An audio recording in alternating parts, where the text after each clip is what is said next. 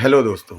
तो दोस्तों कैसे हैं आप? दोस्तों आज हम बात करने वाले हैं कि कई लोगों में हेयर लॉस होता है। अब हेयर लॉस होता क्यों है? तो कुछ लोगों को हेयर लॉस होता है कि कई बार अपन का खाना-पीना ठीक नहीं रहता है, हार्मोनल इम्बैलेंस भी है या फिर नेचुरल भी रहता है, तो कभी किसी मेडिसिन के साइड इफ़ेक्ट से भी हो सकता है। अब अपन पता कैसे करें कि ये हार्मोनल है या किसी खाने-पीने की चीज़ की वजह से हो रहा है या फिर एनवायरनमेंट चेंज की वजह से?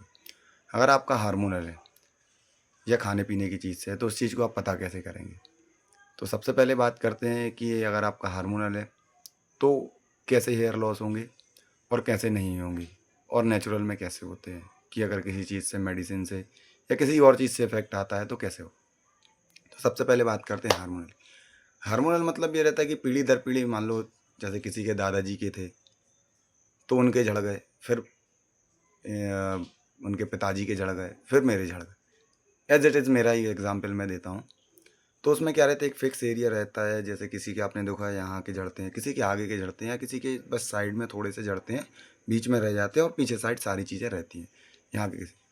अब अगर खाने-पीने की वजह से किसी के झड़ते हैं या फिर किसी मेडिसिन के साइड इफ़ेक्ट से झड़ते हैं, तो फिर आप देखेंगे कि उनके ये सारे बाल उड़ जाते हैं। उनको कोई मतलब नहीं है कि आपके फ्रंट के हैं, बैक के हैं, इवन आईब्रोज़ और बियर्ड के भी बाल चले जाते हैं। इवन ऑल ओवर बॉडी के बाल चले जाते हैं, लाइक कीमोथेरेपी में जैसे जाते हैं। तो इसका ट्रीटमेंट क्या है? अपन किससे पता लगाएँ कि इसका बेस्ट ट्रीटमेंट क्या है और कितने बाल झड़ गए हैं, क्या कॉस्ट आएगी? ये सारी चीज़ें मैं आपको नेक्स्ट वीडियो में बताता हूँ। Thank you.